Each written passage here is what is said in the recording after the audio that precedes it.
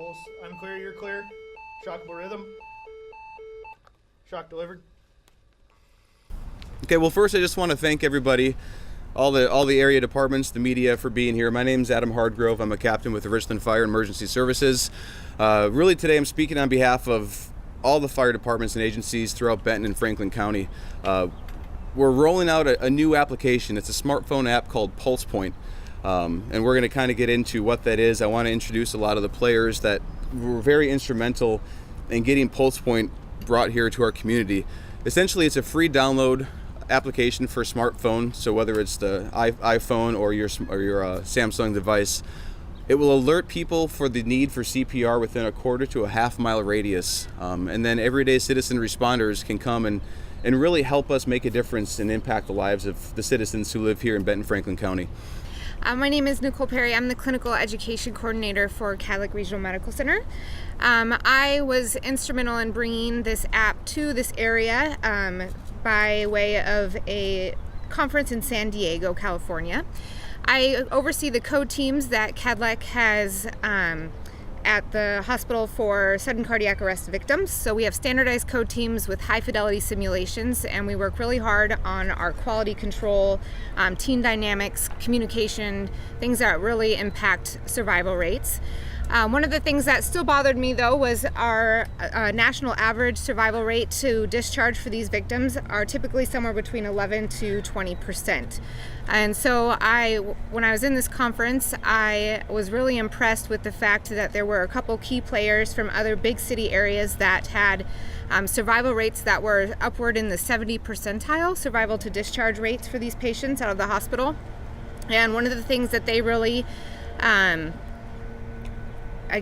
gave credit to was PulsePoint and the bystander CPR. So we wanted to bring that into this area so we could work with our citizens and have bystander CPR done before EMS arrives. The reason we wanted to bring this app, most people don't realize there's usually about 356,000 sudden cardiac arrests in the US, which is about 1,000 per day that occur, with 21% of those occurring in public locations. Of those that occur in public locations, about 60% of the time, nothing is done until EMS arrives. And every minute that goes by that we don't do something, we decrease these patient survival rates by about 10%. 49% of all cardiac arrests are witnessed. And so with PulsePoint, when you activate it and dial 911, anyone that's within that quarter to half mile radius, like Adam said, will be notified and able to provide hands-only CPR and also grab an AED to hopefully intervene until EMS arrives. We in this community have a lot of amazing medical personnel, emergency responders, and community members that are CPR trained or willing to intervene in an emergency situation. And so I felt bringing PulsePoint here would be a great way for all of us to collaborate and hopefully increase our survival rates and make us a very successful community for these sudden cardiac arrest victims. Lourdes is really, really happy and excited to be able to partner with the City of Richland and Cadillac on bringing the PulsePoint program to the area, first to Benton County and then later in August to Franklin County. But we really wanted to encourage everybody in the public to get CPR trained, to take a look at the app, go to City of Richland website, look for PulsePoint to learn a little bit more about the app. Once you're CPR trained, to download the app so that when you're in Benton County right now, you can help people there, and when it comes online in Franklin County in August, you can help people as well. We'll have a strong base of users already once the app's online in Franklin County. We also wanted people to keep an eye out for events that we have going on in the summer. You'll see all three organizations, the City of Richland, Cadillac, and Lourdes, out at community events, educating everyone on what the program does, how to download it, and just encouraging everybody to get CPR trained. And later on, we're going to have some opportunities and just some fun activities for the people who've downloaded the app, some prizes to be had. So please watch our social media channels and keep an eye out. We'd encourage everybody to be part of this program.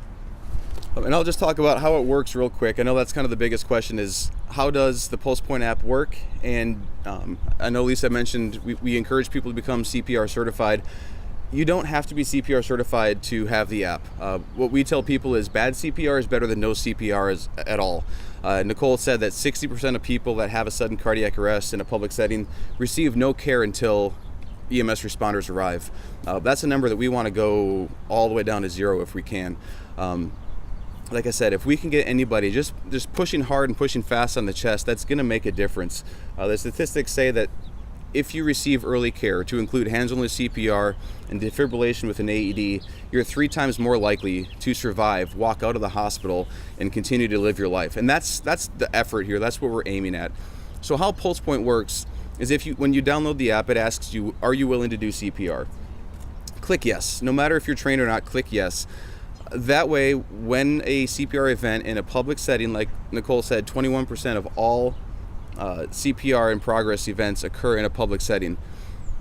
The alert will ping your phone. It kind of sounds like an Amber Alert, makes a very loud, obnoxious noise. You can't miss it. It'll say CPR needed. It'll give you the address. It'll give you the location name. Click on that. It'll take you to a map feature. The map feature will take you right to where the person needs help. It also lists a bunch of AEDs, automatic external defibrillators.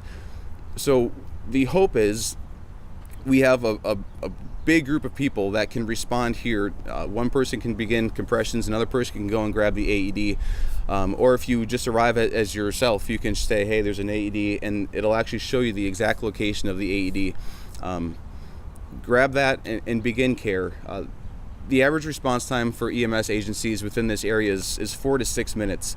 And as Nicole said, every minute that goes by without CPR decreases someone's chance of survival by 10%.